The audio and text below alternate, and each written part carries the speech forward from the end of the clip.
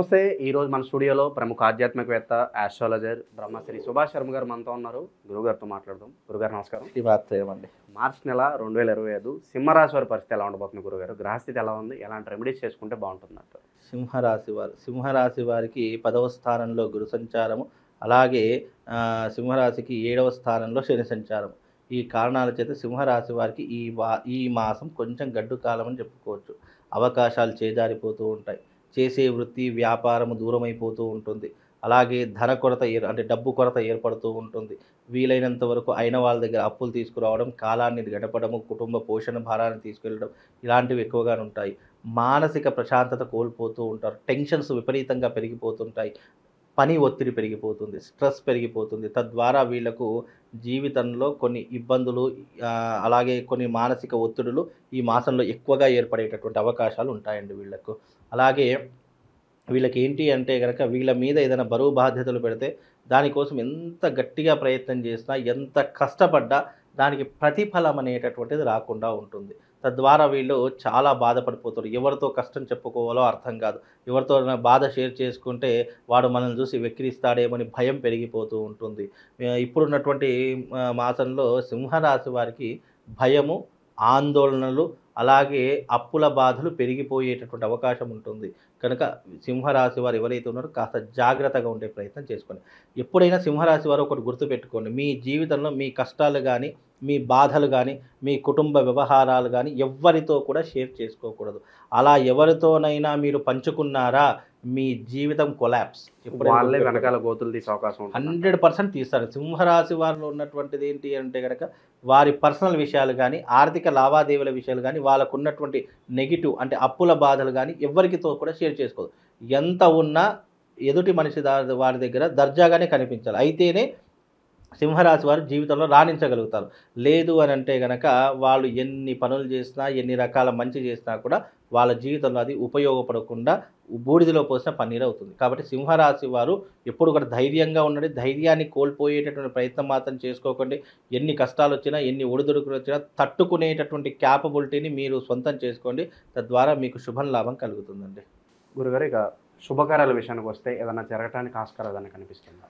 ఇక్కడ శుభకార్యాల విషయానికి వస్తే గనక తప్పకుండా విందులు వినోదాల్లో ఎక్కువగా పాలు పంచుకుంటూ ఉంటారు. ఇంటి యందు ఏదో ఒక శుభకార్యం చేయాలి, లేదా ఆస్తులు కొనుగోలు చేసుకోవాలి, లేదా ఈ యొక్క స్థలాలు కానివ్వండి, ప్రాపర్టీస్ కానివ్వండి, ఇండ్ల స్థలాలు కానివ్వండి, లేదా అపార్ట్మెంట్స్ కానీ ఏదో ఒక కొనేటటువంటి అవకాశం మాత్రం అది అప్పు చేసి కొంటారా, ఇంకా ఇది చేసుకుంటారా, కొనేటటువంటి అవకాశం మాత్రం వాళ్ళ జాతకంలో ఏర్పడుతుందండి. విద్యార్థులు, నిరుద్యోగులు, వ్యాపారస్తులు వీళ్ళ పరిస్థితి ఎలా ఉండబోతుంది గురుగారు? ఉద్యోగస్తులకు మంచి భవిష్యత్తు అని చెప్పుకోవచ్చు.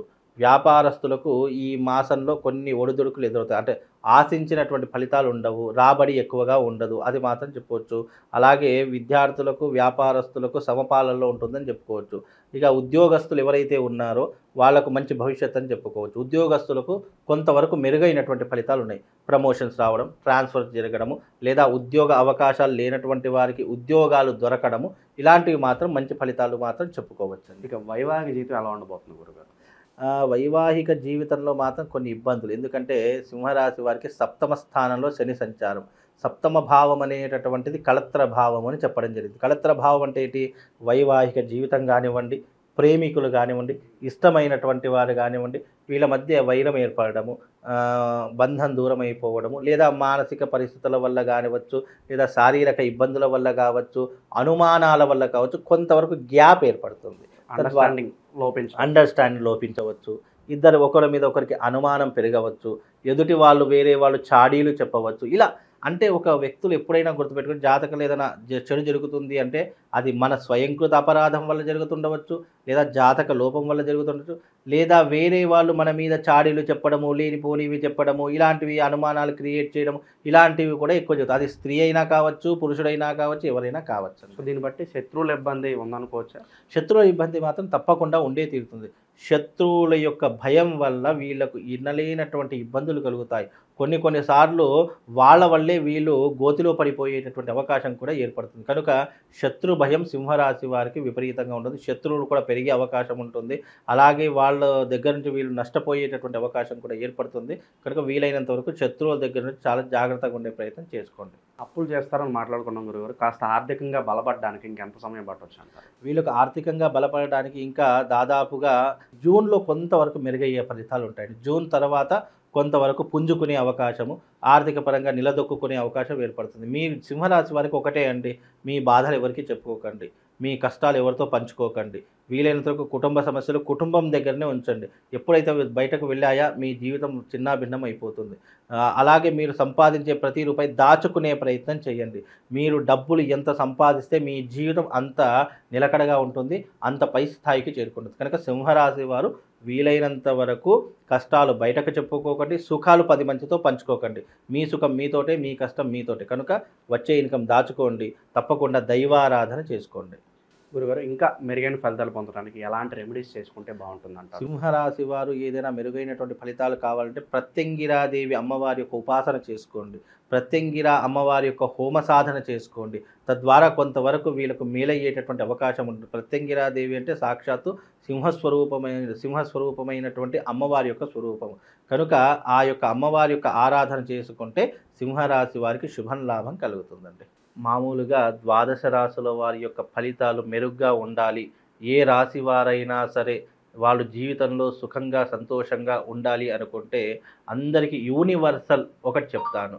అంటే ఆ యూనివర్సల్ యొక్క ప్రభావం ఎలా ఉంటుంది పరిహారం అంటే ఎవరైనా చేసుకోవచ్చు. జాతకం దారిద్ర్యంగా ఉన్నా, నీచంగా ఉన్నా, మీ జాతకంలో ఏదైనా ఇబ్బందులు ఉన్న ఆర్థిక పరంగా కానీ, లేదు కోర్టు సమస్యల వల్ల కానివ్వండి, లేదు వైవాహిక జీవితంలో కానివ్వండి, లేదా మీకు శత్రువుల బెడద విపరీతంగా పెరిగిపోతుంది అని అనుకున్నటువంటి వాళ్ళకి యూనివర్సల్గా ఒక పరిహారం చెప్తాను. అదేంటంటే శివశక్తి స్ఫటికలింగాన్ని పూజించడం. చాలామంది అడుగుతున్నారు, గురుగారు శివశక్తి స్ఫటికలింగం మాకు ఎక్కడ దొరకట్లేదండి, మాకు అది ఎన్నిసార్లు ప్రయత్నం చేసినా ఎవరు కూడా లేదంటున్నారు అని చెప్పి చాలామంది అంటున్నారు. అయితే శివశక్తి స్ఫటికలింగం అనేటటువంటి మీకు చూపిస్తాను. అది తప్పకుండా మీ ఇంట్లో పెట్టుకొని ప్రతిరోజు బ్రహ్మ ముహూర్తంలో లేచి దానికి పూజ చేసుకునే ప్రయత్నం. పూజ అంటే ఏం లేదండి, చెంబుడి నీళ్లు తీసుకోండి, దాంట్లో ఆ నీటిలో ఒక రావి ఆకు, అలాగే ఒక మారేడు పత్రి, అలాగే ఒక తులసి దళం, మన ఈ యొక్క వేపాకు, ఈ 3 కూడా వేసుకునే ప్రయత్నం చేయండి. వేపాకు, మారేడు పత్రి, రావి ఆకు, ఈ 3 వేసుకొని ఆ నీటితో శివుడికి అభిషేకం చెయ్యండి. తద్వారా మీ జీవితంలో ఉన్నటువంటి ద్వాదశ రాశుల యొక్క సకల కష్టాలన్నీ కూడా దూరమైపోతాయి. అది ఎలా ఉంటుంది అనేటటువంటి చాలామందికి తెలియదు. ఇది శివశక్తి స్ఫటికలింగము. పైన శ్రీచక్ర ఆకారంతో ఉన్నటువంటి ఈ శివలింగము ప్రత్యేకంగా తయారు చేయించడం జరుగుతుంది.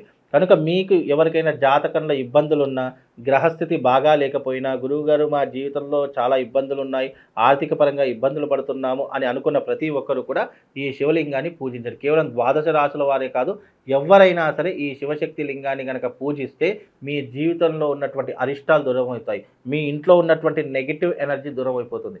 కనుక ఈ శివశక్తి లింగాన్ని పూజించండి, మీ జన్మ ధన్యమవుతుంది. శ్రీమాత్రే నమః. శ్రీ గురుభ్యో నమః.